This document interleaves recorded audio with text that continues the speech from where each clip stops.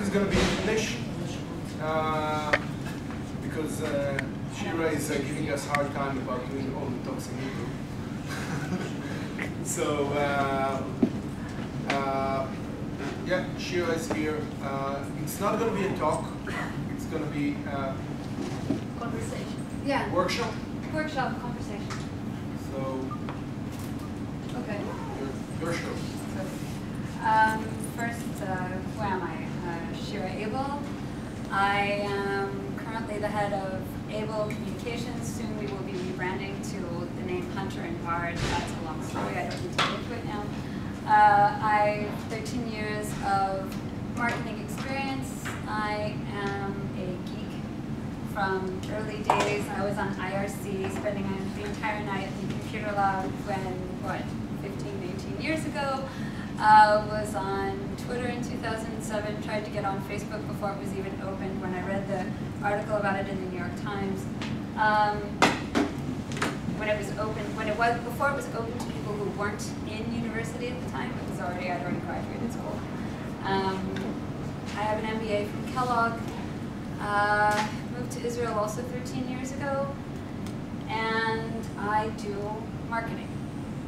I specifically do pull marketing, and pull marketing, as I define it, is anything that you opt in for. So you choose to read somebody's website, you choose to ask for somebody's white paper or case study, so it does include Marcom.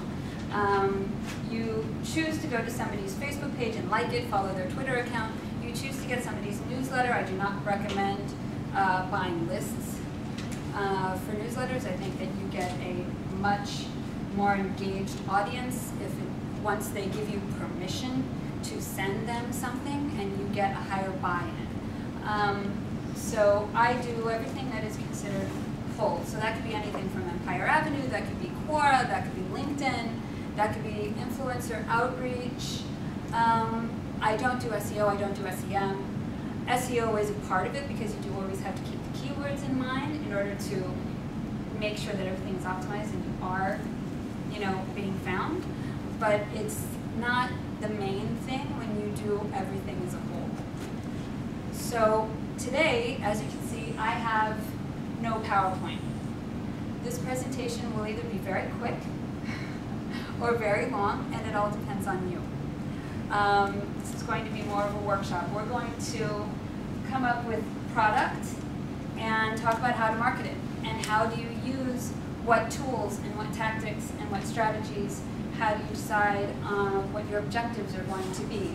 I don't think the objectives are as much of a question for most people as the strategies and the tactics are, because everybody, I'm fairly certain, understands that your objective has to be smart, has to be measurable, and everything that goes with gravity. Wait, everybody know this, or am I doing something new here? I lost it. About what? About us? I lost you, sir. Okay, so your objectives have to be smart. SMART is specific, has to be measurable, has to be aggressive, realistic, and time specific. So you have a new app on the market, and you are doing a freemium model, and you want to first spread before you start pushing the pay model as opposed to the free model. So you're going to have a goal or an objective of, say, I want to have 10,000 apps being used daily by the end of November 2011 on this platform with this market, and that's your goal. So then you have to think of, what will my strategy be? How am I going to get known? How are people going to find me? How are people going to share the information? And everything that goes along with this. And then you have to do the tactics. And the tactics could be, it depends on what the app is. So I'll start with an example. Do I have any questions from here? I'm going to have to start pulling people up. You have to. It's the Israeli way to... You were talking to me earlier. I have like two applications. Okay, so let's talk about So one application is not really application, but I'm helping one of my friends. He has an ice cream store. what should be my marketing strategy. So, so, like I'm building I built an application for it on Facebook to do some likes, to send gifts, and then you can get a 10% for free. Like I don't know, get free ice cream. Like the equivalent of a card. Yeah, but only if you send like 5 gifts to your friend, you can get some discount, like 10% discount or some free ice cream. So you put in Scoop. some type Ice of, cream water. you put in some type of gamification that if they send this to 5 people, they get the reward of this much of a discount. Yeah, and you can get, and he can send like each sales, whatever, into the Facebook wall because they're listed in the application and stuff. And also some idea like physically it's kind of valuable in the store, and then you can make some likes. So all of this goes into this is the like app. viral stuff. But why? What type of information, what type of content is he giving on his Facebook wall that gets a conversation going? Anything at all? I don't know because I didn't build it. Okay. So that's the question. So how is it that you're going to, you know, what is going to get the ice cream eater to come to the wall? They're going to come once. They're going to come because they get a discount. And are they going to come back? Are you going to be able to build some type of community around people who are interested in ice cream? That's a good question. I don't know about the ice cream. They are interested in the discount, not in the Right. they're interested in the So discount. so that's the question. You're not going to be able to get an active community base as you would for something, say, a fashion designer or unless it's really, really amazing ice cream. I mean, Cold Stone Creamery has a cult following in the States. Yes, all of them that have applications, and you send the ice cream to each other and stuff, and you write this is ice cream, blah blah blah blah. But I don't think that this is really a community. I think that the kids, when they come with a smartphone and there is a Wi-Fi around, Right. they can just I don't know, I like this, whatever, and I get the discount. What's really cool in this because if the kids the target audience of the ice cream is really kids, and probably the friends of the kids that they like. If you have a higher end ice cream, an ice cream that's much more expensive, then you want to give, then you're not aiming for the kids, you're aiming at a higher end client, then you want to give information on how the ice cream is made. Do you use organic materials? To what type of machines? I mean, you could really get into detail as to where the ice cream comes from, where all the ingredients come from, the story of the ice cream. How did the idea come about for this type of ice cream? Where did the ideas for the flavors come from? So all of this is the type of content you could be giving in order to engage the community on the page and keep interest going. And then you can also give content along the lines, you know, it's something with an ice cream parlor is very similar to, there was in Austin, I think it was, there was a hair salon that was on Twitter, and on rainy days, they would tweet out discounts. So if you come in on the day when it's rainy and nobody's coming in, you could get a 25% discount on your haircut because it was slow and they needed to pull people into the shop, and they ended up having people like practically waiting out the door in order to get their haircut. People went outside and did an activity because of the community they had already built on Twitter. That's as one example. And they built a community by reaching out to people that were already in the area. So they reached out locally. They let people know that they were already online. And their normal tweets obviously weren't discount tweets. Their normal tweets were simply, you know, about whatever in their life. They kept it very personal because it's a hair salon. You get to know the people inside the hair salon. And they built the relationship that way, and then they were able to utilize it when they needed to in order to pull people inside. So you like on the Facebook, the Google places, all this stuff. Yeah, for something like this. You have some small site in Israel. Okay, so you don't really if you're aiming for outside of Israel, there's no Yelp here, but Google Places and Foursquare. People are using it here. I know I use it here, and I know that when I was up in Ramat Golan and we were trying to figure out where to go, and we had no idea. I went onto Foursquare to see what was in the area, and we ended up going to places that were recommended by people on Foursquare. And you end up following the tips. It is being used. It's not widespread, but it's definitely there, and people do follow it. And it's growing. Facebook Places as well. Also, It's no better than false one. it's the same thing. No. You think that You can be on both. There's, the only thing that's limiting you is your time, but it doesn't take so much time to put your place in the map and, and add a tip. So adding one it's enough. And then there's a million review sites in Israel. So getting yourself, but the thing is that it's very important that you ask your customers to do the review, and it's not by you. People are going to want to see good reviews. They're also going to want to see bad reviews. It's very important that you keep the bad reviews up. It gives authenticity. And if they end up seeing only good reviews and it looks like, we can tell. Okay. Yeah, okay, you can tell. Oh my God, the best place ever. Oh wow, I just love it. Oh, blah, and there's nothing to it. You can tell. And you won't go or trust a review that's where everything is absolutely perfect all the time. It's good to have a bad review. If you are on the receiving side of a bad review, it's important for you to respond. Keep it up. If you have it on your Facebook wall, keep it on your wall and respond. Because people want to see not only that you allow people to say something bad about what's going on, but also that you respond. And you can turn that actually into a win. It doesn't happen a lot here, but if you write to some company that's more international, they will say, thank you for letting us know, we're going to do this, please tell us about this.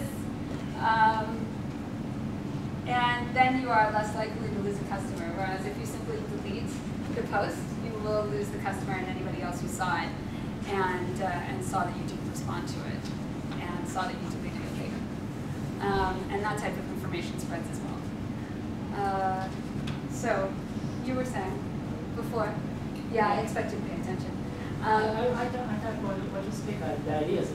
Okay, so now, you were asking me before, you were saying you don't believe people who do social media. So explain to me what you were saying and let's give an argument. There was few talks that said they don't believe that the people who say I have 5,000 friends on Facebook, can pay me and I will send all the message and I'm called a social media marketer.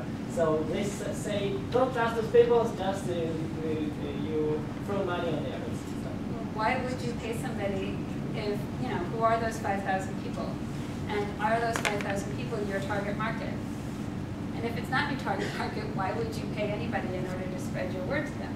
So if you are a company that whose target market is, say everybody who listens to Kim Kardashian tweet, God help you, then, then you end up paying Kim Kardashian to tweet for you. But on the other hand, if you're not somebody like Skechers, then it doesn't make any sense. It helps if you build your own community organically than it would for you to just throw something out there and hope it catches.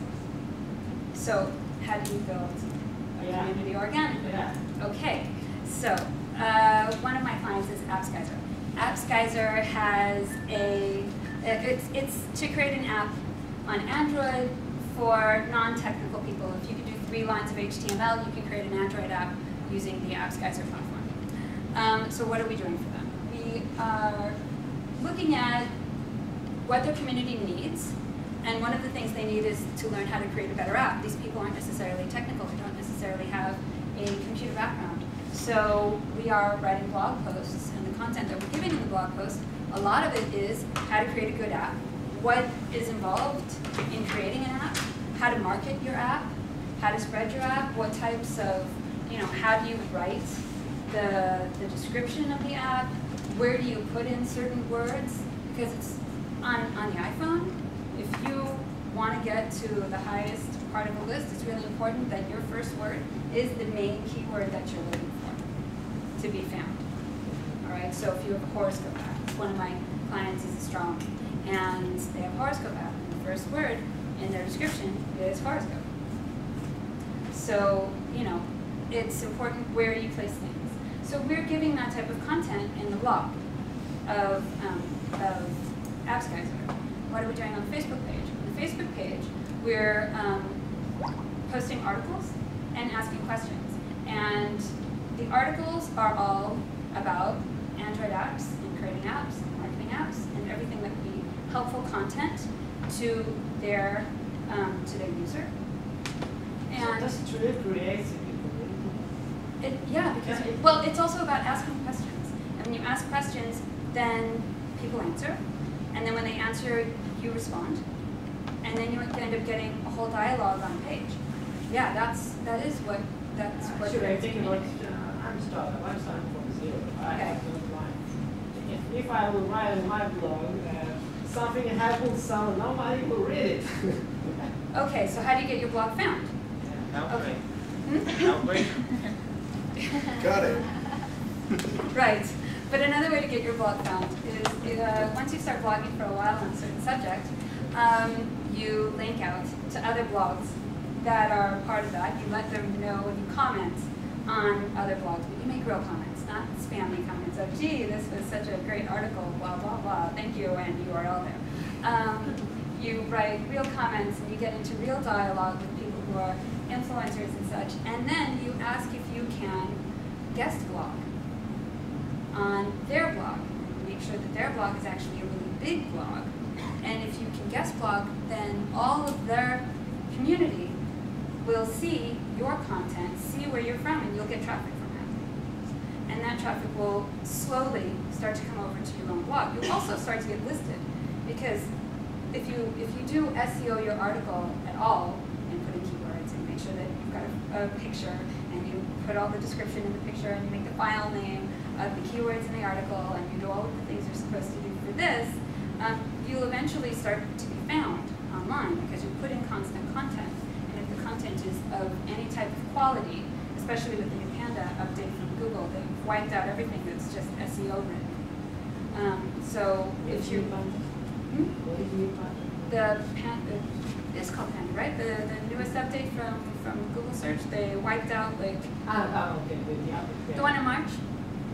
They did an update in March? Yeah, you're talking about the Google algorithm.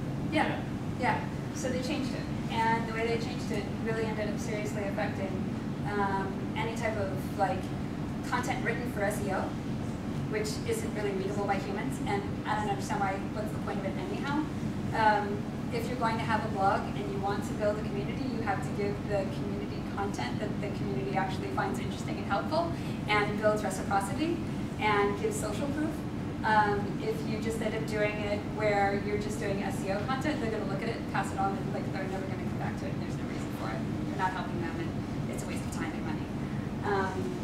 It costs more to have professional writers writing good content for your blog, but then you end up using that content, and it's there forever, and it's helpful, and it ends up getting you more. So, what are you looking for? You're looking usually to get people either to a website or to a newsletter. You want to funnel the information somewhere, some way, somehow. So you start building up your different communities. You start building up your Twitter. You start building up your Facebook. You start building up your blog. And you want to funnel them somehow into some space. Typically, it's the newsletter. It's not always. When I was the head of marketing at Annabelle, we wanted to get everybody to the YouTube channel. And by building up our communities on Twitter, on Facebook, we were able to funnel them into the YouTube channel, doubling our views and doubling our revenue. So, You got paid by views from the AdWords? when you have a channel Yeah. on YouTube, yeah, you get paid. So Annabelle has a YouTube channel, and they have revenue from the YouTube channel. And we doubled our engagement.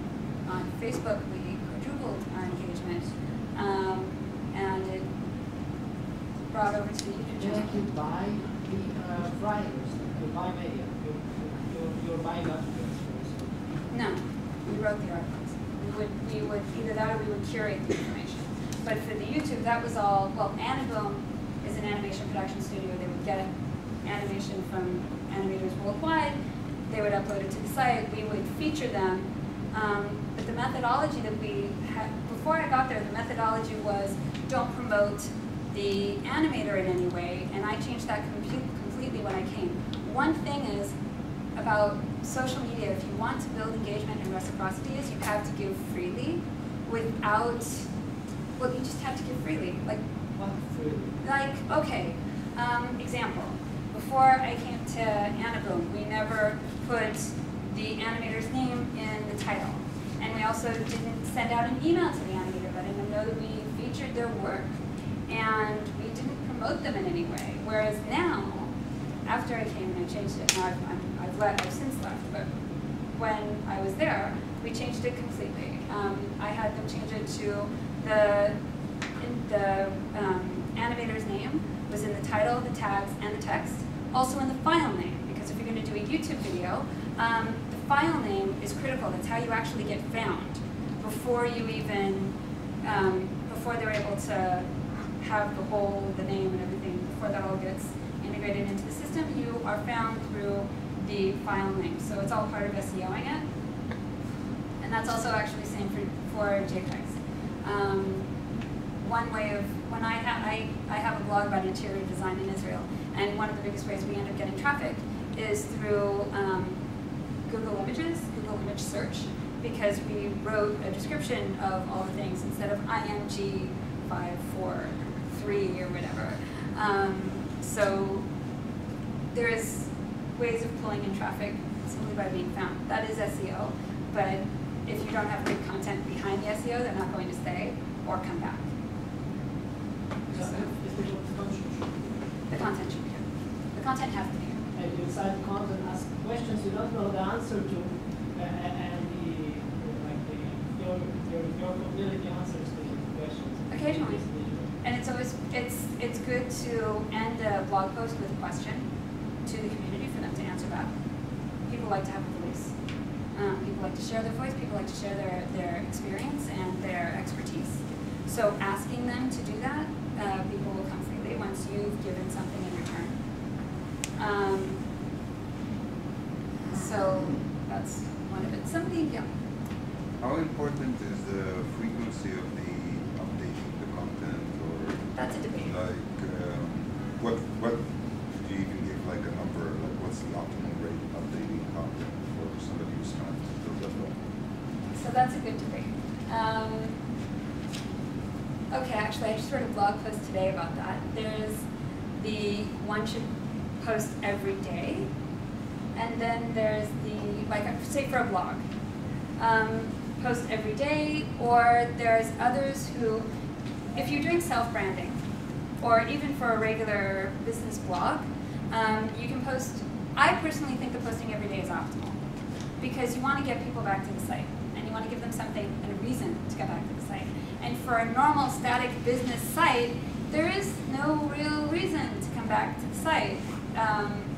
And the more people come back to the site, the more mind share you get. Even when they don't even realize it, it's subconscious. So they come back to the site, they see the brand, they see the name, it's in their head, and the more they come back, the more they think of you. When they finally decide they need something, they're more likely to use your service than somebody else's because you're already there. And they are comfortable and the barrier is down. So I think posting daily content that is interesting to your audience. And by the way, that content is not what's going on in your company. Nobody cares. This is actually part of our conversation the other day when we had the radio show. Nobody cares about what's going on in your company unless you're Google and your name is Matt Katz. So if you just had some type of, major release, fine. But if you just went to some really small trade show that nobody cares about it. Don't put that type of content on your blog unless it's inside of a lot of other things that give a lot of really good quality content, because people won't come back. You have to give people interesting content to give them a reason to come back. So how often? It depends. And this can be tested. it is better to give long articles that are well written and totally on point twice a week than a bunch of really short, crappy articles that don't really give any type of quality information. And if you're the type of person who prefers to write really long, totally on point articles, then that's what you should be doing, because people will come back that twice a week for it. Or they'll get it, oh, that's another thing. Make sure that you have the RSS set up so that it can go into people's mailboxes. I never go back to blogs. Everything comes into my email. You could also have the RSS set up for somebody to go to an RSS reader. I don't know anybody who actually uses them anymore. Okay, 2 here, but it's, you know, there's not a lot. But the point is, yeah, exactly. So give the options. You want to give options. Also give options to share, because if people like your content, they want to share your content, and they don't want to copy and paste it into Twitter. They want to tweet this button, and they want, you know, share on Facebook, and a +1, and an end if it's a business blog. So you want to give all of the various sharing options at the top, before the content, below the title, above the content, like right there. In between, you should make sure that you've got all of the different sharing options. And that's also helps you be found. Because they share. Yeah, assuming they actually get us a lot. They will not share it because they You could go through it. You said to write long. Well, it depends. If you're writing something totally long and on point, but you know, if it's the most interesting article in the world, they'll get to the bottom, but maybe they'll skim it. And maybe they won't scroll all the way down. 1,500 words is considered long. Your average article is between 250 and 500 words. 1,000 words was usually, I like to do around 1,000, but that is long. So, but if it's 1,000 well-written words, then, you know, you're golden. So that's something else to keep in mind. How often should you post on Facebook? I think every day. I think twice a day, but space it out. Don't put them close together. Things you have to keep in mind.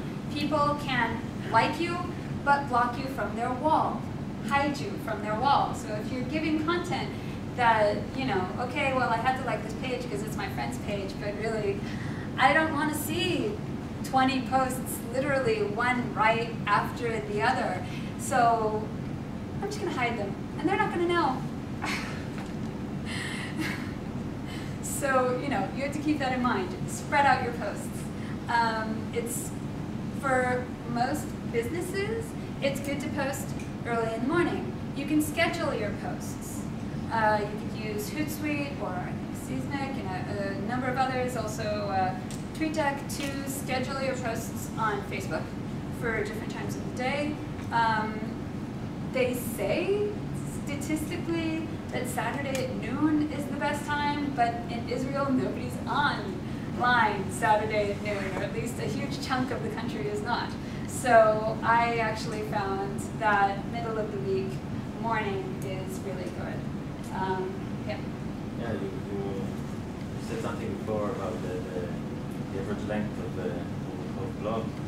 Do you have any information about distribution of the people reading the content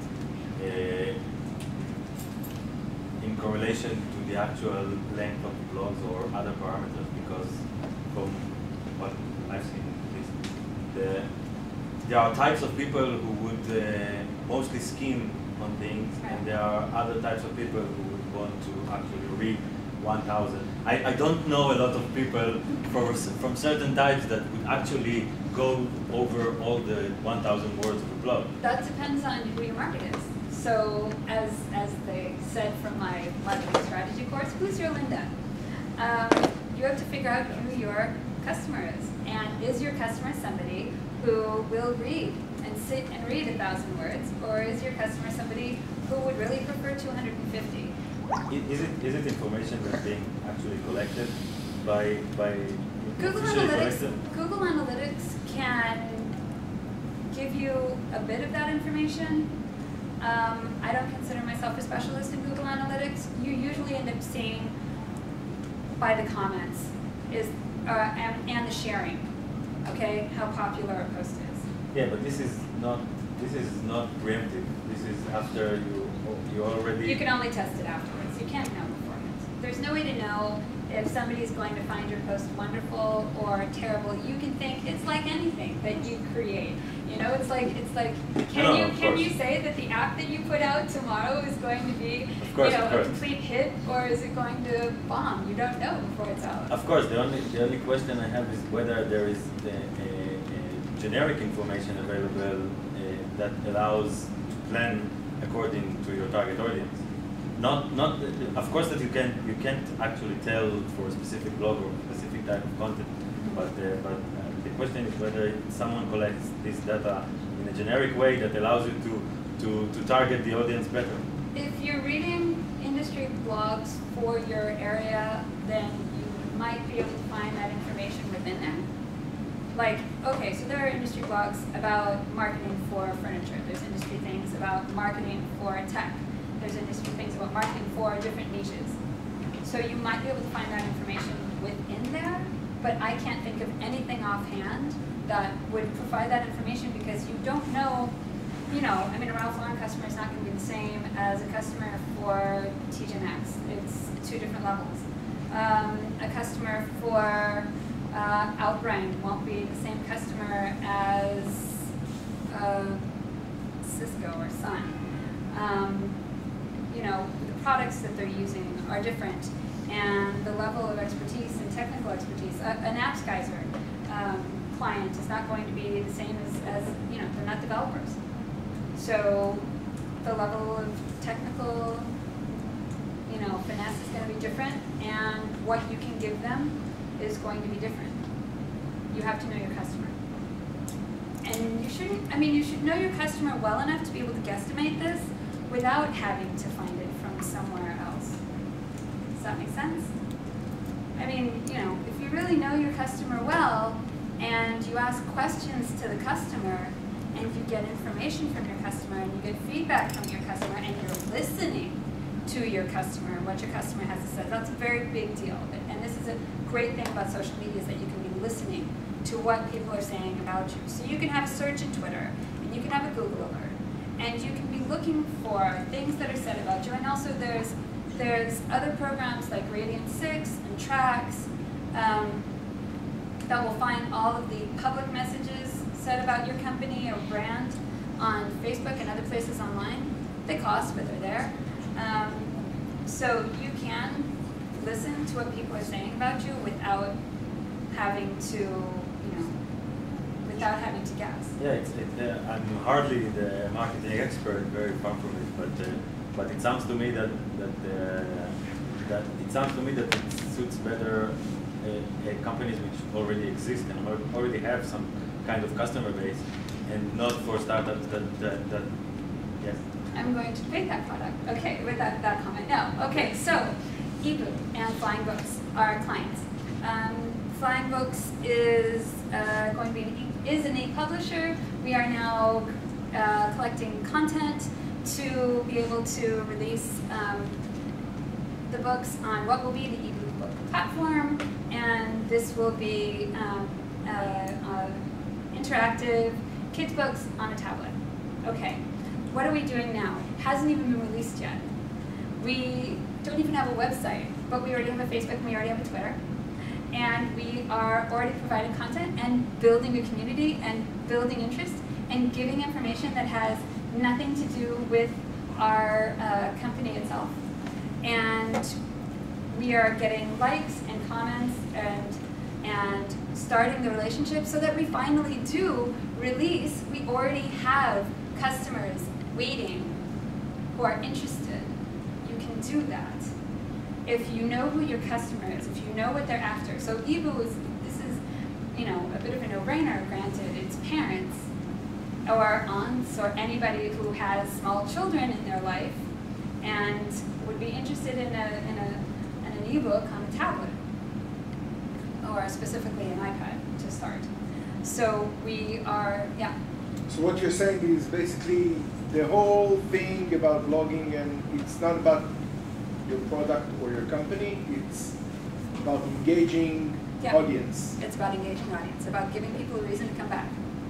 It's about building reciprocity. It's about giving the right people a reason to come back. Yeah. I mean, look, if, somebody who isn't interested in kids and kids' books, kids' education, anything like this, they won't come to the blog, and they won't come to the Facebook page. Is there someone something for someone that regrets?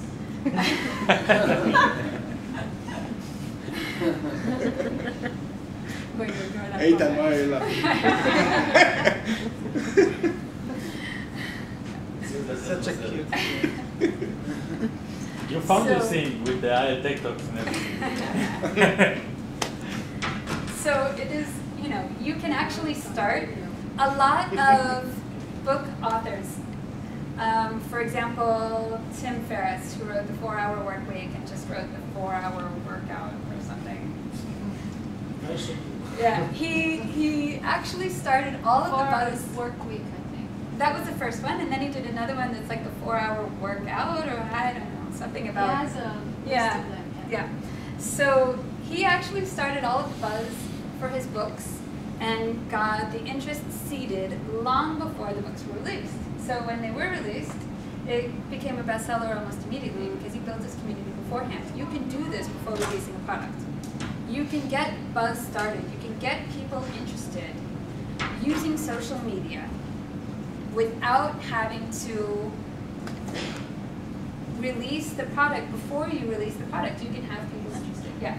Could you give some example of actual posts that you like do all and what actually did you do? Did you do like putting ads in Facebook? How people just knew about this? Okay, so you start with the ads. You can start with ads. You could just start with friends that you know would be interested in whatever product that you have, your own friends. You can build it through Twitter.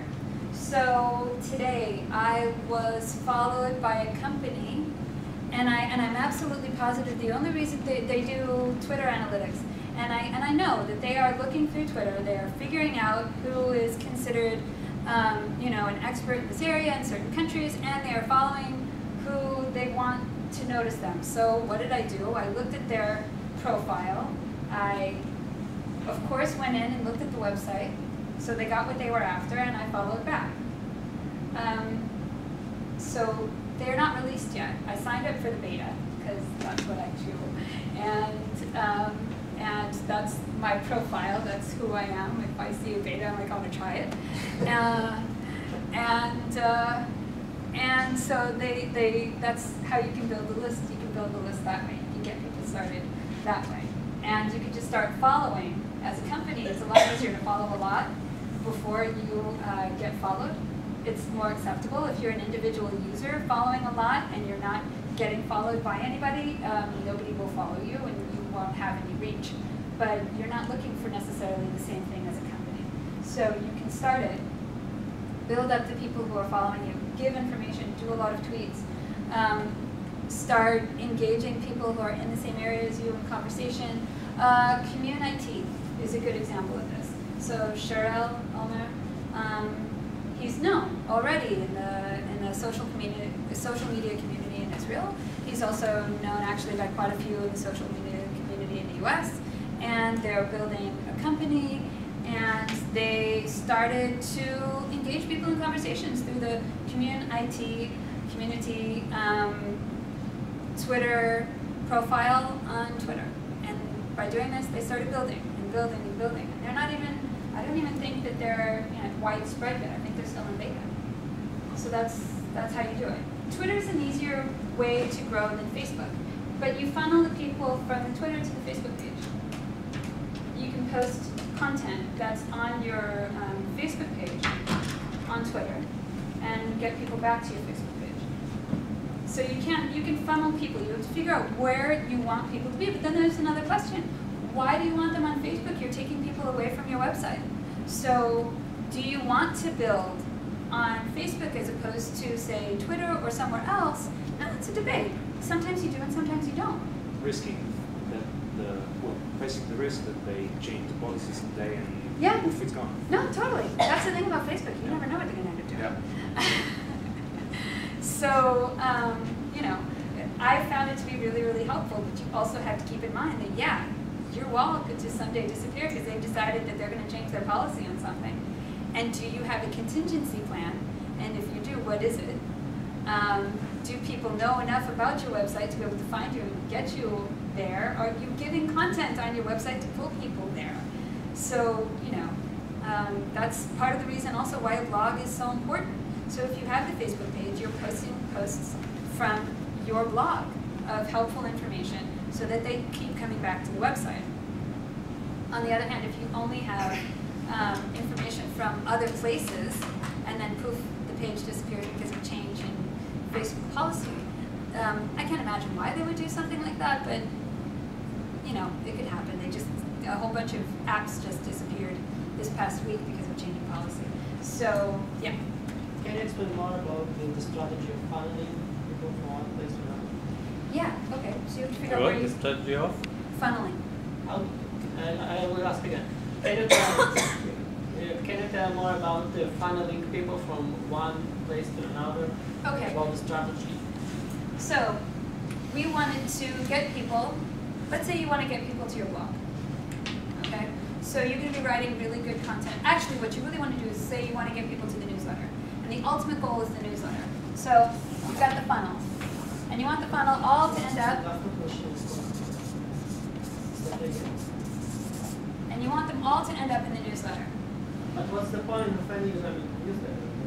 What is the point? Oh, because, okay, what's the issue about the newsletter? The issue with the newsletter is, as soon as somebody signs up for your newsletter, they are giving you permission to get into their inbox. And that level of permission is much more powerful than a like. It is more likely to convert to a sale than just a like. So if you look at the ratios of click-through and also of sales, okay, from say a newsletter being sent out to 100 people to 100 people liking something, you're more likely to get conversion from a newsletter than you are from a Facebook like. Depending on if there's a, if you're doing a contest on the page and this type of thing, then you might be able to have a higher rate of conversion. But from a newsletter, that individual is saying, I give you permission to end up in my inbox, and because I gave you permission, I am more likely to read it and look at your content. Whereas if you've liked a wall, you may or may not ever look at that page again. A lot of people don't even like walls on the walls themselves. If there's a box if there's a box on your website of Facebook likes and they can like that box, they never went to your Facebook page. I liked Mashable, I never went to their Facebook page. So if I think I get it. The point is to optimize the CTR into conversion. Yeah. I mean, it's all about ROI at the end of the day. What's the point of doing any of this if you're not going to make money off it? So you know that the conversion is much higher in the mailing list, and the worse the conversion is, the less is right. Usually. Right. Shira, So, yeah. is it because newsletters is something you can measure, and likes or blog posts that someone read, or is something that it's just not measurable? You can put things at the bottom of the post. Like if you're in, you can do a post that's about sales or something more about the company. I mean, a company that does that really well would be Outspoken Media. And they'll put something, every once in a while they'll do a post that is kind of a sales post, but not in your face. And at the bottom they'll say, if you want to know more about this, you can go to this page in the site. Okay? So if you're reading Outspoken Media like I do every day, then you see this, and if you are somebody who's likely to purchase their services, then you would go to that page, and you can track that. It's totally trackable. You can also track, if you put something on Facebook, you can track where it goes to in your website through Google Analytics. They all came from this page in Facebook. You can put in, when you put in the URL, you can put in one of those. There's so there's these URL that you can get that's specific for a campaign, and so you could see how many actually clicked onto this one URL that you made specifically for this campaign. So you can measure it. Bitly is one, but also Google has another one that you can actually connect it straight to your analytics. Let's say I'm let's say. I'm a tech guy, and I did a great app or I did a great website, and I don't want to start becoming an expert in social media marketing. Right. So, or in SEO or whatever. So yeah. So what are your tips on ways? What are my options for doing with someone else social media marketing or SEO? And what are the pros and cons? How do I handle such a campaign? Does it something that you hire? It's something that it's better to do boost in 1 week of. Okay. My agency, the way my agency works with companies is we do everything organic and over the long haul. Because community isn't something that you just throw out there and then ignore, in my opinion. I don't like it when companies treat me that way. I don't want to be the company that works with others that way. Once you start building community, once you start being there, you have to stay there. Because once you come and then you disappear, that's just saying, okay, well, I was here for these few 5 seconds, but I don't really care about you. And I don't really, if you have an issue, I don't care what it is. And you're going to lose all of those customers that you got because you were interested in them in the first place and they felt special and they had some type of connection which they didn't even realize they had with the company. And now it's all gone. So once you start, you have to stay. And if you're there, it's better if you do it right. So if you're going to be on Twitter and somebody's going to write you a question, you should have, say, Brooks Brothers is a great example of this. They have the regular Brooks Brothers account, and then they have the one that's customer service. And if somebody tweets something that says Brooks Brothers in it, it's a complaint, customer service will respond. And if it's something nice, the regular Brooks Brothers account will respond. And their messaging is so on point. It's beautiful. The writing is amazing. And their messaging is perfect. It's really consistent in tone and what they're saying.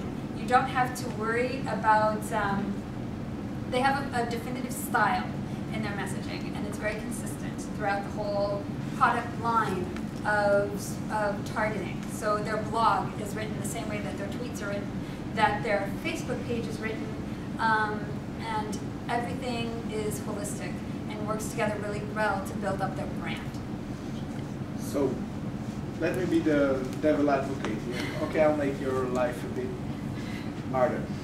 Yeah, bring it on. So, all this, yada yada about content and audience engagement, that kind of stuff is, it's not measurable. It's hard work, like posting every day. Whoa, I haven't updated my blog for a year. Right. Okay, so I'm thinking about posting every day. Like I've got a day job, okay, and kids I don't want to talk about. So yeah, we got that. You need to post every day. You need to maintain the connection with your audience. It becomes a full-time job. Yeah. You have to put someone to do it every day. Things are not measurable. You can't really put someone in the funnel. You don't actually know what's your audience size, Right. how much people you got there, and how they convert into sales. That's one thing. The other thing is you have to maintain it. It's like kids. Okay, you can't make them and let them go. You have to be responsible for your community.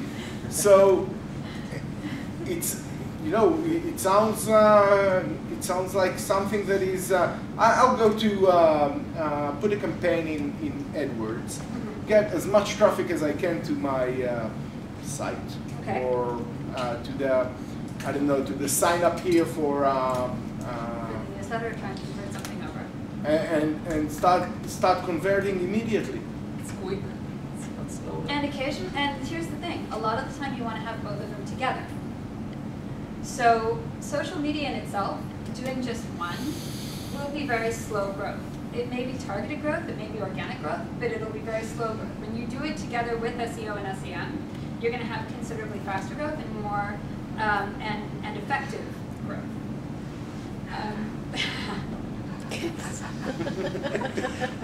Effective Sorry. growth. I was Okay. I'm just growing. So, where was it? Okay, example.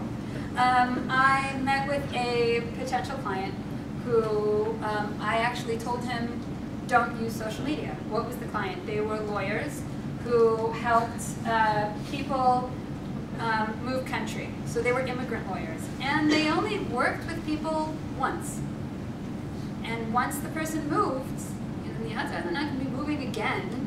You don't really need to build a community here. If you do a decent job, somebody will recommend you to people that they know from home who want to move. But building, like spending money and time on Facebook and Twitter, it made little, you can create an argument for it, but I think that it made more sense to me for them to put their money and time in SEO and SEM to be able to be found. Because that's draw people this way.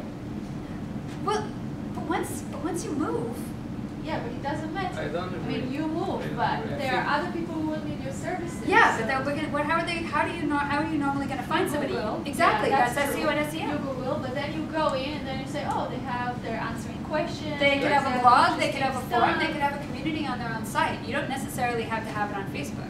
It's not something that has to show up on other people's Facebook wall. You can own your own content in that case, and then you don't have to do it multiple times. Because on a Facebook wall, it's constantly changing, you need to update it, people are going to be asking the same question over and over and over and over and over again.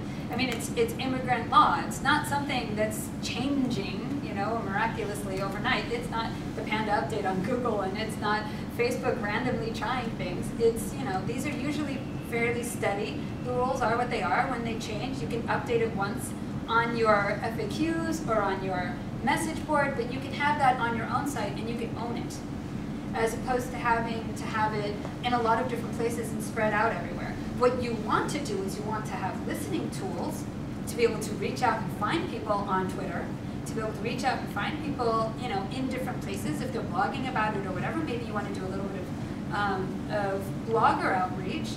But as for spending a lot of time, you could create the content that brings people to your own site. That makes sense. Having a blog for something like that makes sense because constant content ends up keeping your site more viable. It also helps your ranks in Facebook, in Google. Okay, so it helps you be found, helps you in search. But as for, you have to think about whether you have a community that needs to be together for a really long time, or if you have a community that's only a one-off. And it's not the same thing. And you don't treat them the same way. And chaval l'kesef, it's a lot of money to be spending on an agency when when it's not going to give you the payoff that you're looking for, in my opinion. So I told them not to do it. Question. Yeah. Hopefully I have an answer. So a lot of the discussion around social media and also community building is basically around how do you approach consumers. Yeah. And I sent you an email about this. Business to business. Obviously there's a sense of community because you're talking to business, a community of businesses, but what's different about that playing field? Okay, business to business, you want to give information that what is the pain that you're healing for the businesses that you're selling to? What is their field? What are they interested in? So, example that everybody kind of knows is Kodak. 80% of Kodak is business to business. They sell huge plotters and scanners and printers, and 80% is business to business. But these businesses sell to consumers. They're selling their print shops, and they're selling to individuals. So social media ends up growing, and these small print shops don't really know how to use it to optimize and make more money. So what did Kodak do? They started creating social media user guides and teaching their businesses who are buying from them how to use these tools in order to market their own goods and increase their sales so they can afford Kodak products. And they built reciprocity in their own name and mind share and brand and loyalty and all of that to be able to raise up their brand, keep their raise up their margins and profit, and they did really well with this for a while. Sometimes you want to do it in order to get on the radar of decision makers and even thought leaders. Yeah. So I don't know what. Do you want to tell me what the product is? Do you want to go near it? Well, but basically it's like some kind of engine, but it's middleware. So no consumer will probably see it directly. Okay. Maybe in the long run. But who is it going to? Businesses that have particular business problems that are not delivering business. I can't help you. But if it was, the point is that you have to look at what the pain is of the businesses that you're in. Okay, example. One of the companies that I worked with in the past was... I can give you a name for the pain, basically. It's people that have issues with controlling or handling copyright. They have either copyrighted content, which they want to safeguard, or they fear that they might overstep other people's copyrighted content. Okay. So that's general. So then you're looking at writers. Possibly.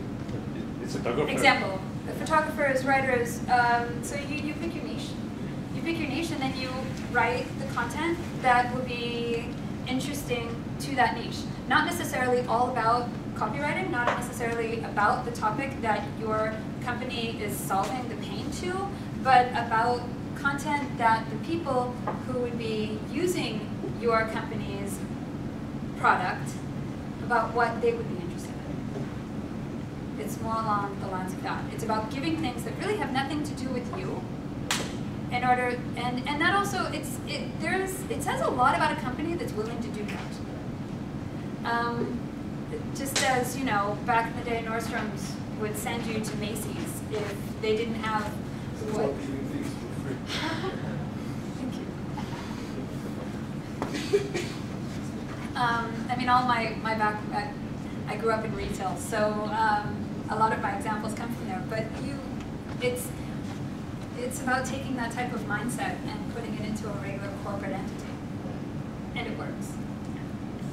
When you give, it does work. People do come back. People do buy. You do end up gaining reciprocity and loyalty and everything else because they think of you and they're appreciative of the help that they've given, of the help that you've given. And it helps with social proof as well. This is my second question about the application.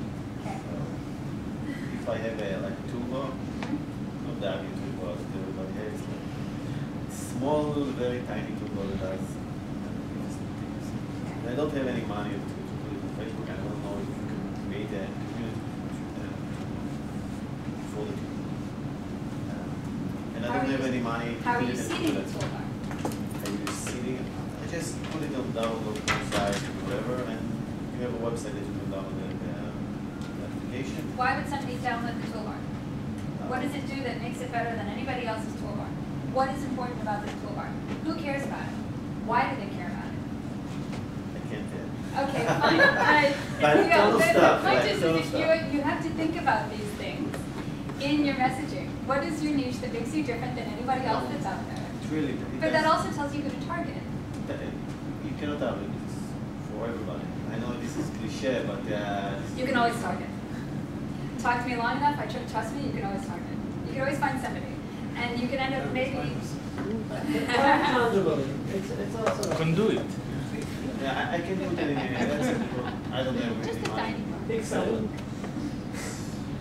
How do I promote this toolbar except from putting it download.com, and I don't have any money? Then you're going to have to spend your time. You're going to have to spend your time. You have to figure out who it is who downloads your toolbar, and everybody is not an answer. Because not everybody will download the toolbar, because not everybody likes toolbars. So you already have that one narrow bit right there. You have to find somebody who actually likes toolbars. It's not a toolbar, okay? Whatever it is. The point is that you have to figure out who will like it, why they will download it, and then you have to figure out who your customer is. It's something like toolbar. It's like a small button that each user will get a different experience. Okay? You're not nice.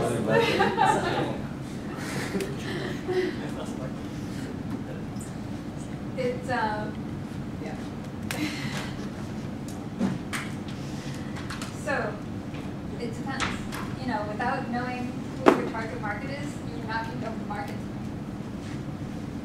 You have to define your market.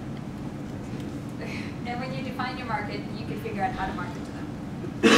You need to go to try to hook up with writers, with tech writers, or with leaders. That if you get a Ynet to post about your toolbar, then you're on. But why will they post about the toolbar? What Okay, is but it about this the is toolbar this is your different? target audience for now. For the beginning, if it's something that you need a good review in a good place, But it's this is your audience. really, if you have no connections, and unless you have a product that's really completely and utterly revolutionary, and I'm sorry, but a toolbar is not.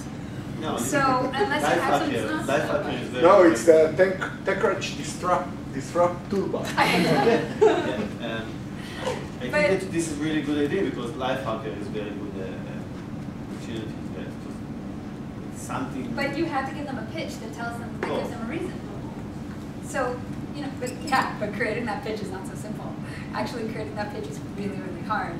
And, you know, and then finding the right writer on the site who will actually be interested in it.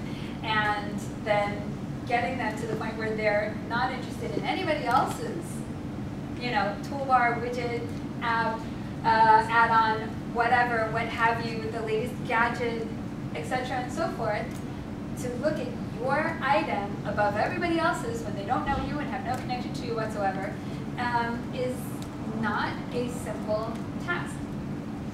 So it really has to be something truly and utterly amazing in order to get them to look at it.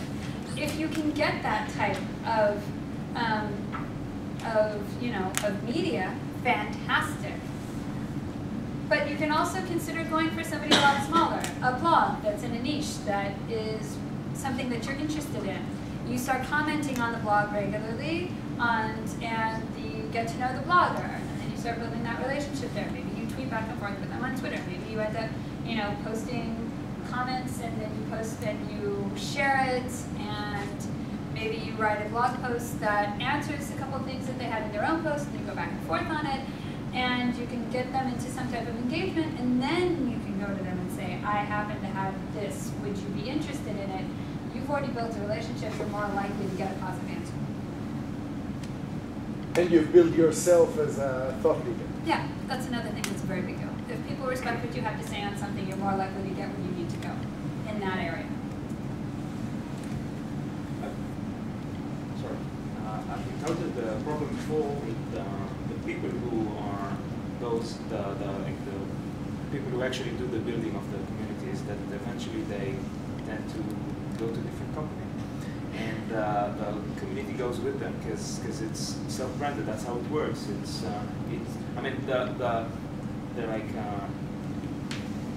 It's built. The seed is their personal connections, and on top of that, of course, they build awareness of your community. But the seed is them personally. So Okay. how does that work?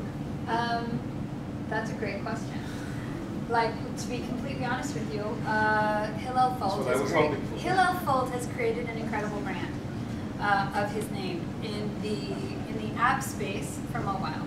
Okay, and Interactive took him partially because he's already done all of this and he's known. And so now what he's doing is he's blogging on different mobile blogs in the space, and he's blogging for Interactive. And the little thing at the bottom says, you know, Hillel Fold, blah, blah, blah, such and such title at Interactive.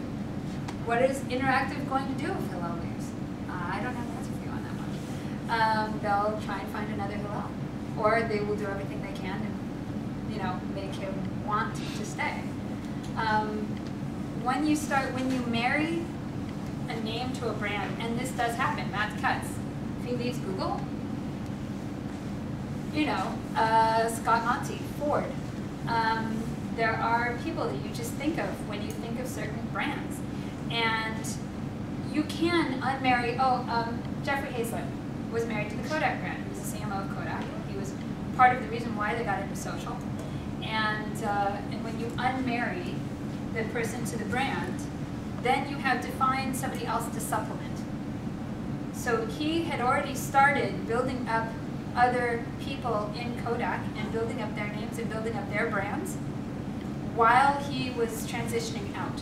So other people in marketing, they had several people whose brands they were working on. in Kodak while he was transitioning out. So that is something that you have to consider. But they reaped a lot of benefits from being married to this individual as a brand. And, but there's a side effect of eventually the person could leave. What's the side? The side effect is, humans are human. If somebody does something that they shouldn't be doing, you can end up getting some negative press. If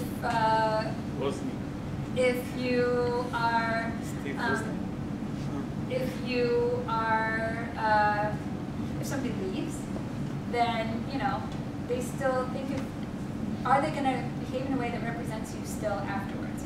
So even though Jeffrey Hazlett left Kodak, he will still wear the Kodak yellow when he's at events with his tuxedo, because he was there for a long time. That helped him build his brand. And he's giving the reciprocity back even after the fact. And he'll still talk about Kodak in his examples and speeches. He does a lot of public speaking, so that's an example. But you do have to keep in mind that you have to build other people up in your company. It shouldn't be just one. You're still speaking about Hannibal. Yeah. Yeah. There's also the inverse situation to that, where you don't necessarily have a superstar marketer in the company, but you can distribute the work among the employees, right? So you ask people to make blog posts. So different people are doing blog posts, different people are doing tweets. One really nice thing is to allow people to give their personality through the tweets and give their personality through the blog posts. And you can make it funny, you can make it irreverent, you can make it a little glib, as long as you don't end up making it offensive. But as long as you're keeping things within, limits of decency, then you can do all of these things and show off the personality of your company. One company that did that really well would be the shoe company. Zappos? Thank you. Yeah. Zappos. So Zappos showed off the personality of their company through everything that they did. And while they didn't have one superstar, they had many. Because everybody who worked there was online and doing various things and had a presence. And you could reach them in all these different ways, and that was also part of their customer service, to be available and to be present, and that people understood that you really are present and you do care, and the people who work there care. So when you have an entire office that's involved in it, you actually have a much more engaged community, because they'll always be able to find the one person that they're looking for. If, one person may need this, somebody else may need that, and you can find the appropriate person. That raises an interesting issue, maybe. You do social media guidelines, you do training. Precisely. I mean, how do you avoid the... You have to write social media guidelines, you have to do some type of internal training. You also have to make sure you don't hire idiots. You don't hire idiots. You have to make sure that you hire people who will not curse in the name of your company online, and will not slag your customers, and will not make really, really, really stupid comments that they should not be making in the name of your company. They will represent you online. I thought there's no such thing as bad publicity. Well, you could turn it into a win, but the person may have to be fired. That doesn't do them any good, does it? So, yeah, you should have some guidelines. And, common sense needs to be used. But guidelines are there for a reason, because not everybody thinks things through necessarily before they hit enter. So, and when they have a personal account, and making sure that it says my personal account is my personal account, and it does not represent the company I work for, but the company account in the name represents the company. And that's another thing. Keep the personal and the company separate. So when you tweet on the company account of, Uri at Outbrain, or Uri Outbrain, whatever, you could have Uri_Outbrain. That would be a much more professional level of tweet than, say, the personal account. That's one way, that's one solution that you can have. It all depends on how you decide to do it. Kodak had the first name Kodak, and then they would have the person's picture and Kodak underneath. Is there a standard, like a set of guidelines or documents that You could find, you could just do a search online for social media guidelines, company guidelines, and be able to find and tweak it to what you would need. Just look up My Delicious, you'll be able to find something in there. Shira 42. So there's plenty of things there that you can be able to find. So there are different options. Any more questions? Really? It's only been what? It's only been an hour and a half. That's it. It was the funnel design. Okay, so the funnel. How do you get people into where you're aiming them for? So you've got all these different, okay, so the thing before the newsletter is the blog. Usually, generally. And the blog gives content that you're going to find is helpful to your community. So that community will be coming in from Twitter, from LinkedIn, from Facebook,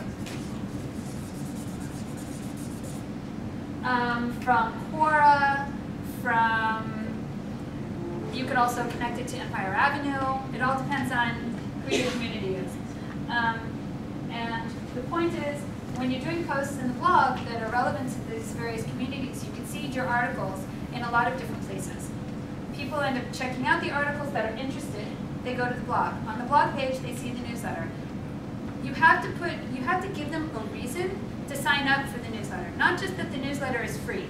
If you want content pertaining to this, sign up for our free newsletter. Okay? What are they getting in your newsletter that they're interested in? That's, you may just end up getting them to RSS to your blog. There may not be a reason to come into the newsletter. So you have to give them a reason to come and sign up for your newsletter. If they sign up for your newsletter, you have to make sure that the content in the newsletter is actually what you say it's going to be, or else you will lose trust and everything else that goes along with it. And then from the newsletter, you can also put in other company messages. That's where you can put the company messages that lead to the sale. So it's along with the other content. And in the newsletter, you also give, your communities on all of these different pages so that they can go back to them and like and whatever if they found you a different way. And that's how you funnel. You have to make sure that the content ends up at a certain destination, and then you aim the content towards that destination. This has a broader scope, maybe it's not scope for this meeting, but should I expect the social media part to be provided by agencies in general, or is it something that I should expect to hire two different organizations for my startup? Okay, now, granted, I'm biased, I have an agency. Yeah, that's why I thought about not asking the question. But let me explain part of the reason why I started my agency.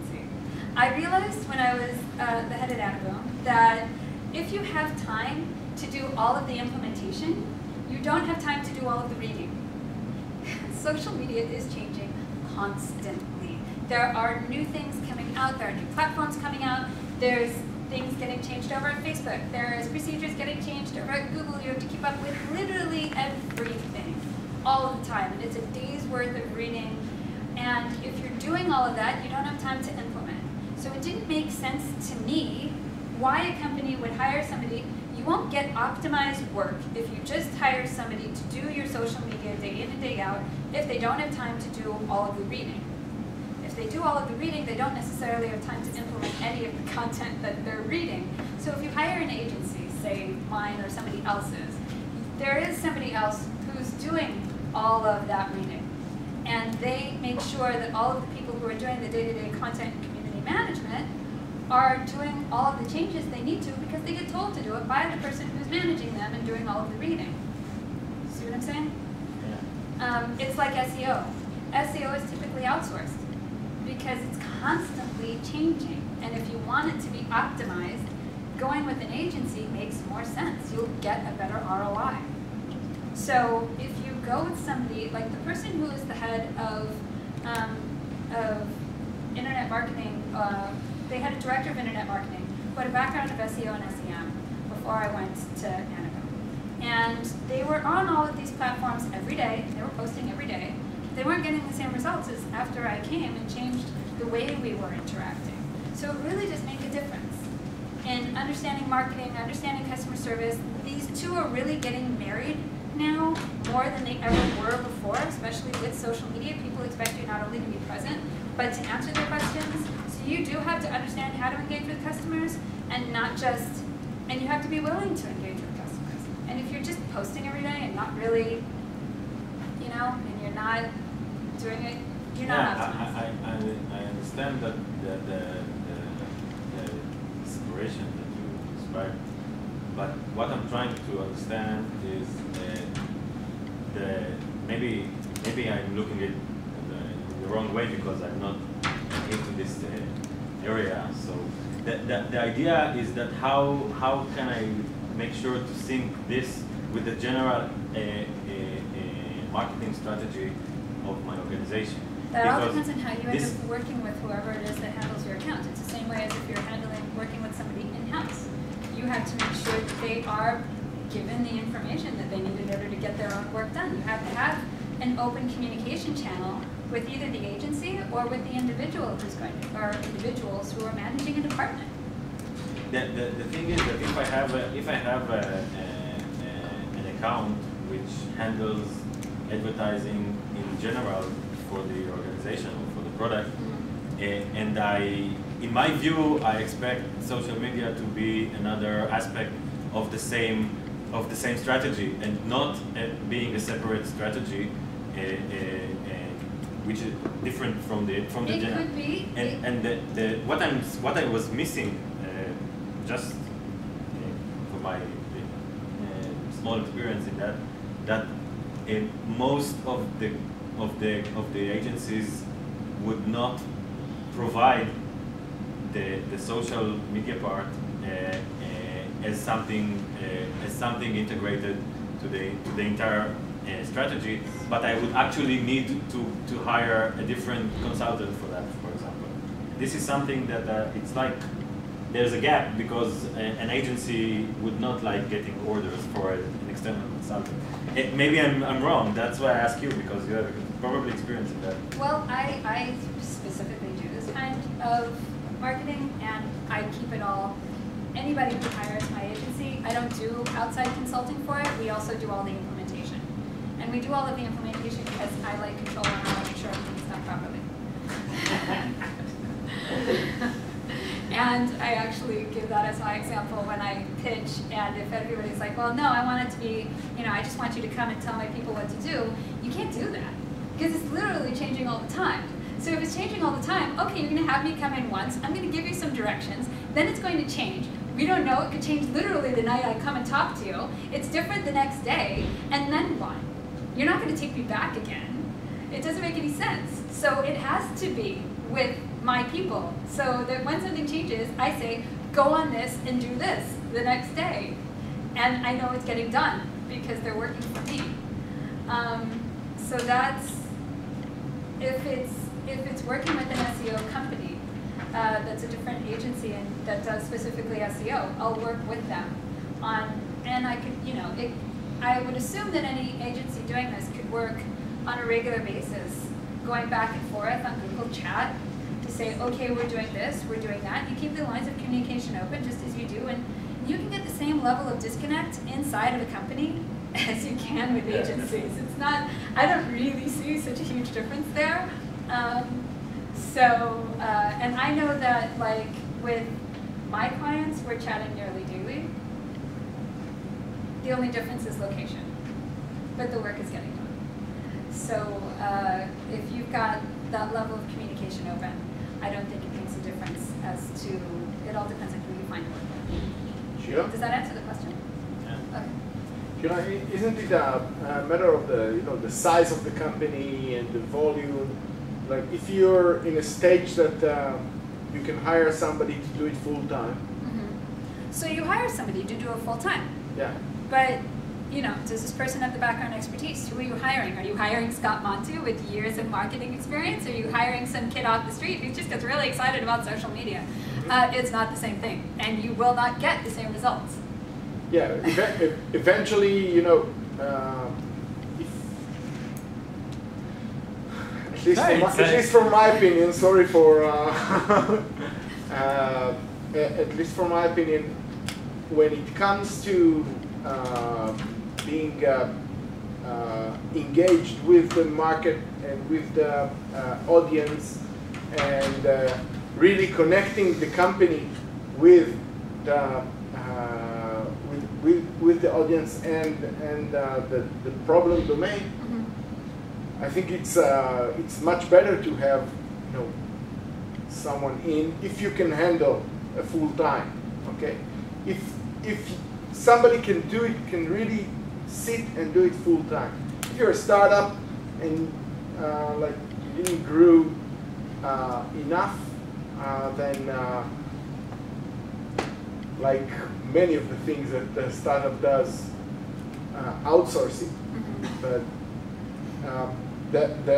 this person out there engaging with your community or your is the one that's going to give the feedback back into the company. So when we work with AppsGeyser, and Leah, who's the content and community manager for AppsGeyser, is in daily liaison with Leanne, who's the customer service person at AppsGeyser.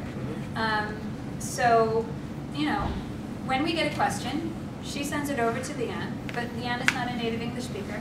So Leanne gives the answer, Leah ends up fixing it and puts it out onto the web. And also you get a constant presence of one person who's answering the questions. And a lot of the time the information goes through me to make sure that it's written in a way that's optimized. Because there is a way to optimize giving an answer, especially in writing online. For an example, you want to avoid you. I've been working, and I have years of experience with this. When you're writing to somebody who's angry, you want to avoid the word you. I, this and this and this. We, this and this and this. There's no you in any type of answer if somebody's giving a complaint. First of all, I'm sorry.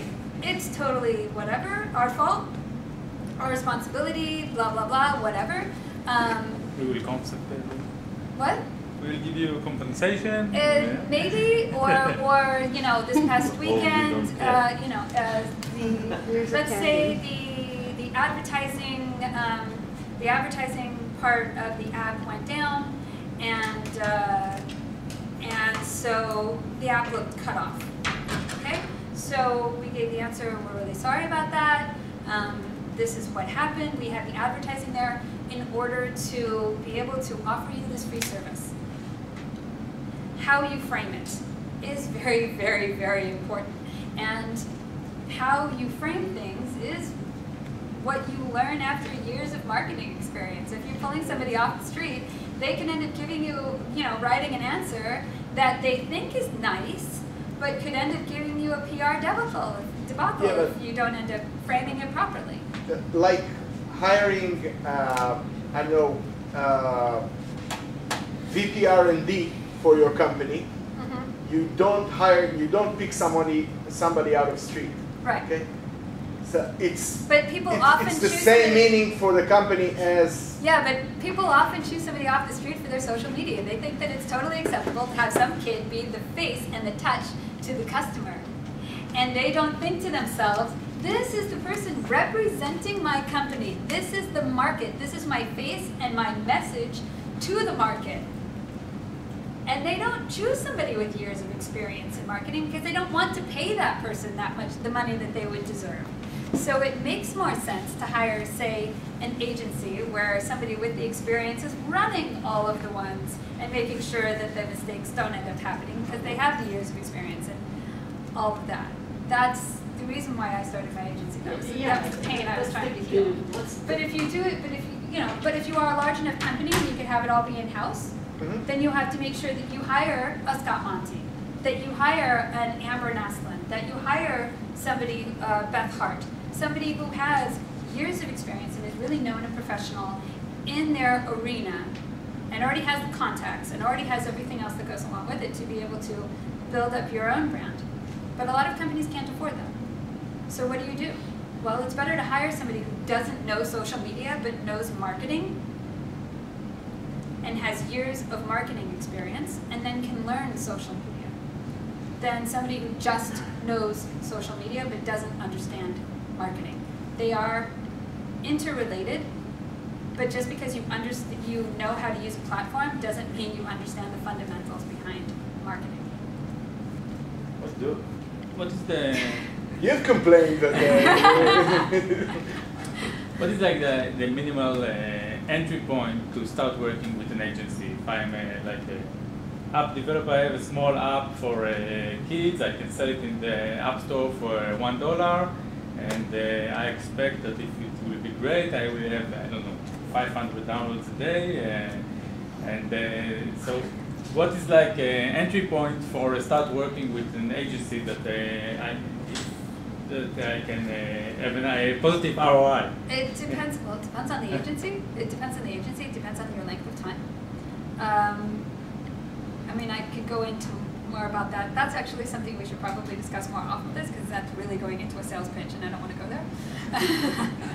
But it depends on the agency, and you'll get different agencies who offer you different things, and also different agencies that can actually deliver different things. A lot of agencies. Yeah, but in your opinion, what is like someone that put a post for you once a week? It's also something that is acceptable, or in my you opinion, said don't bother if this is what. I don't think that 500 downloads a day of one small app justifies necessarily going with an agency. I think it's meant for companies that are really building a larger community.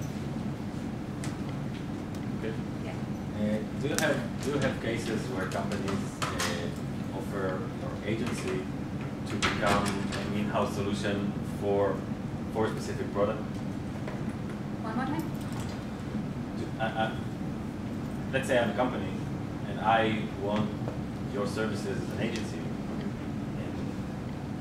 And what I'm asking is, do you have cases where I, as the company, offer you some kind of percentage from the product, from the ownership of the company, as part of being an in-house solution? We've worked with companies on an equity basis, or on a partial equity basis. Yeah, of course. Yeah. Actually, to go back to your question, because that's why I got distracted for a second there. I thought of something else. Okay, so if the app is a part of what will be a much larger platform, okay? So you have, I'm going to use an example of a client, Astronomy. Astronomy has an app, and this app is going to be part of a much larger platform. Eventually with, they already have the website, and they have the app, and they want to eventually have a marketplace with astrologers. So if it is something that leads to a much larger platform, a much larger goal, then it makes sense to start, with an agency or with your own company doing the marketing, in-house, whatever, to be able to grow it. Then it makes sense.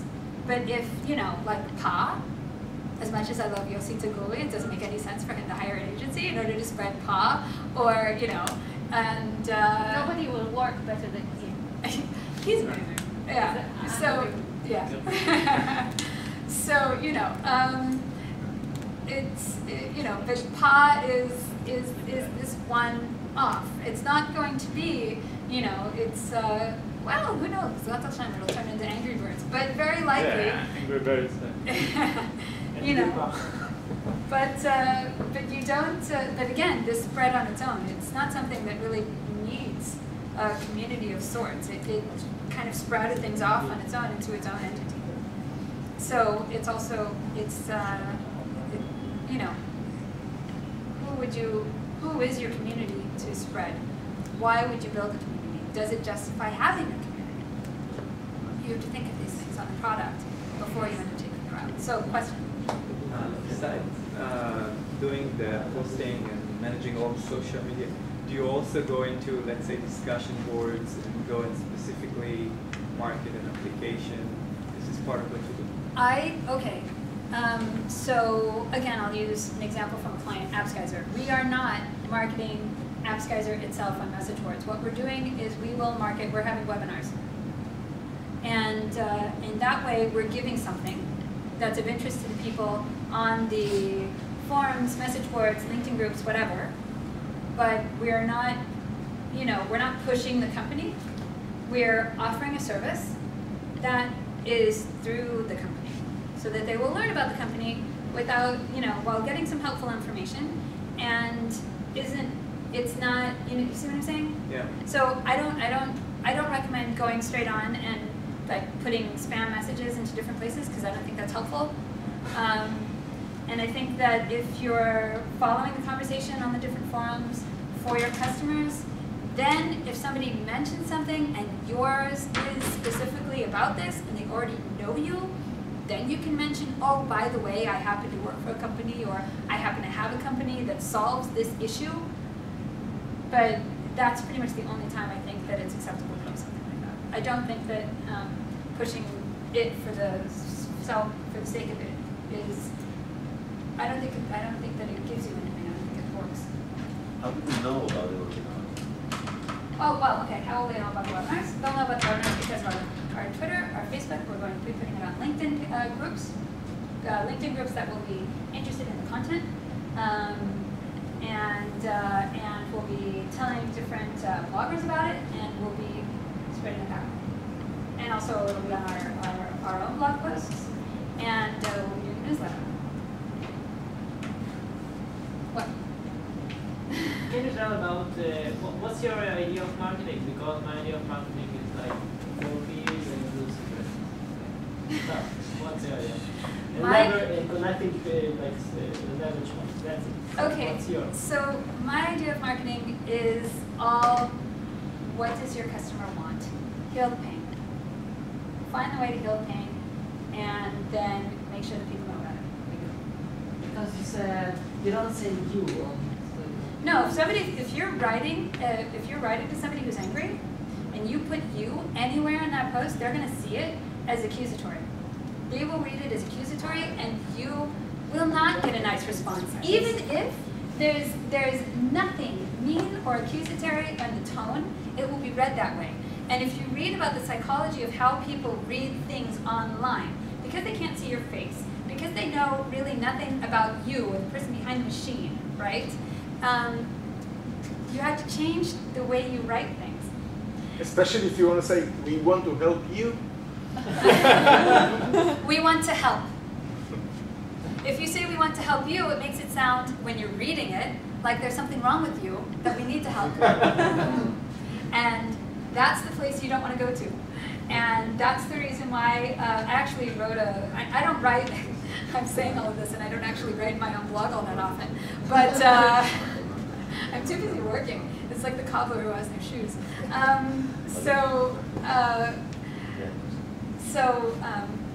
mean, at the end of the day, all of this is so that you spread word of mouth. And if you've got word of mouth marketing working for you, and you're not doing things necessarily for it, it will help word of mouth spread.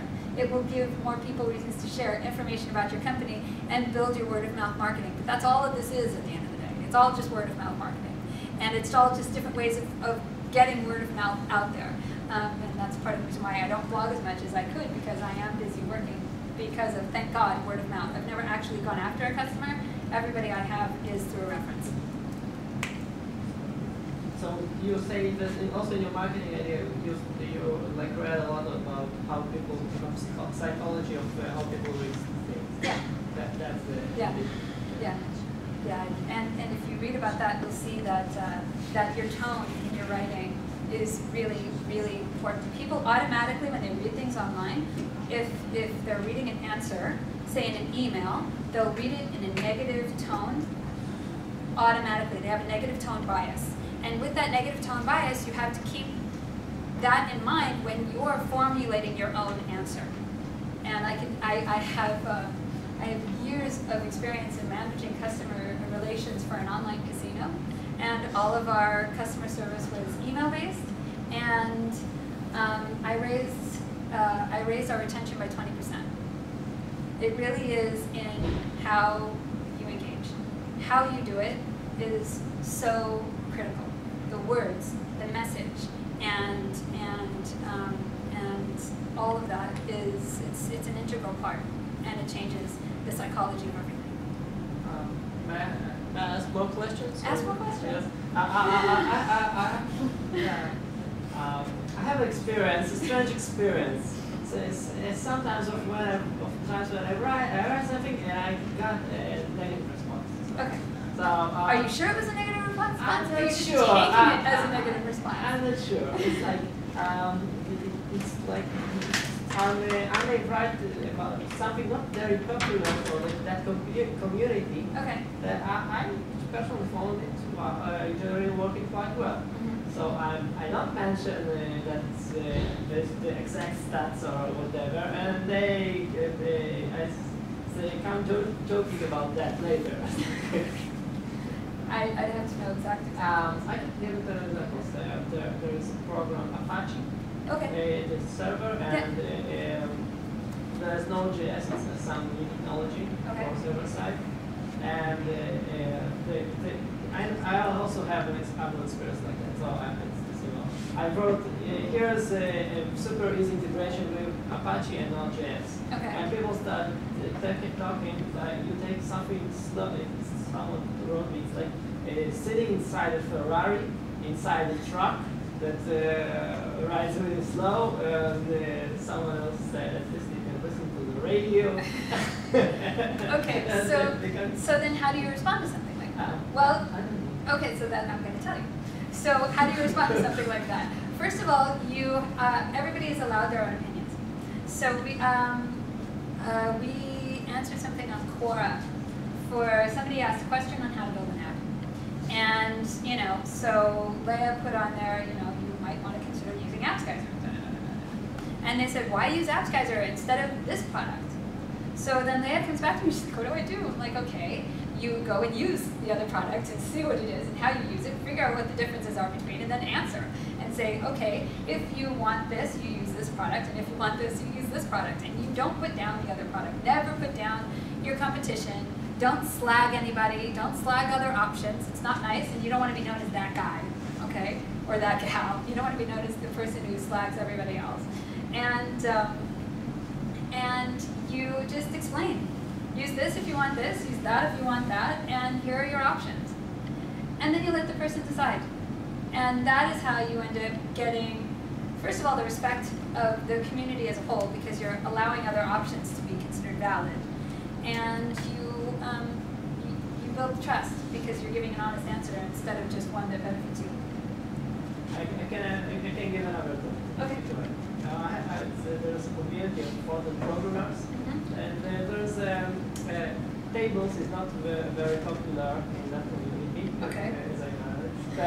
They like tableless, the websites. Okay. And once I worked, tables are really work quite well and serve very well every version of browsers. And it got so hot conversation, and everybody started, we hate tables, don't speak. So you can, Bad for SEO.